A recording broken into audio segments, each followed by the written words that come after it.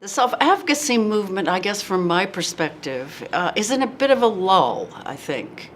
I think in part that's a generational thing. I think a lot of the people who started the self-advocacy movement are now moving into their 50s, some into their 60s.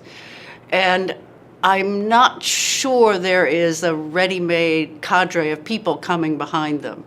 I also think they're suffering in part because some of the major causes that the self-advocates took on, like closing institutions and the R word, are battles that have been, well, not fully finished, but certainly many institutions have closed. The R word disappeared more quickly than anybody thought. So there's a much more diffuse target now, I think, for self-advocates. It was very easy to rally people around close the institutions and the R word, we hate it. It's not obvious now, I think, where the next issue will emerge and how the groups will take it on. There also, chronically, there hasn't been any funding. And it's not obvious where that funding should come from, because if it comes from the state or from a public entity, does the self-advocacy organization feel beholden to that enterprise?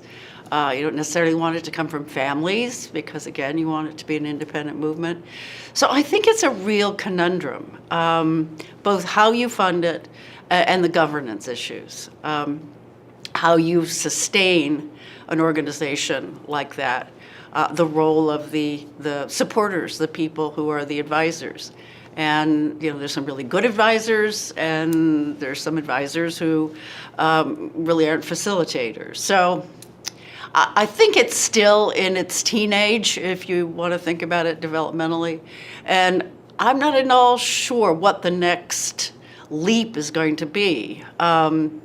Because the kind of anger, I think, that was present in the deinstitutionalization era isn't there so much. And a lot more people are living in communities, are living with their families. Somebody needs to think about, why would anybody go to a self-advocacy meeting? What's the point?